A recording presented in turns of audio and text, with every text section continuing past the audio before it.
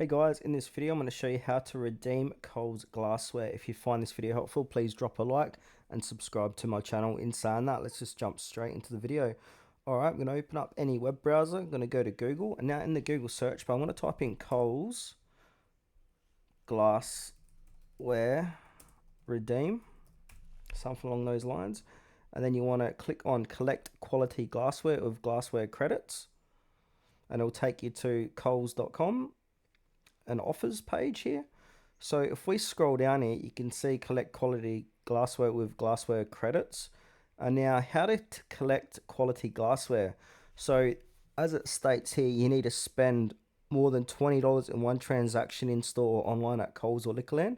Scan your Flybuys card in store or link your Flybuys to your account. Earn, so one glassware credit for every $20 you spend, plus earn a bonus credit on selected brands. And you can check the balance of how many points you've got clicking this link here, or you can find it at the bottom of your receipt or online invoice. And number 5, use your credits to collect your glassware collection in store or online at Coles. And this is a little bit of information about the glassware you'll be collecting. So it's a Scott Zwiesel Pure Triton glassware made by one of Europe's leading glass producers.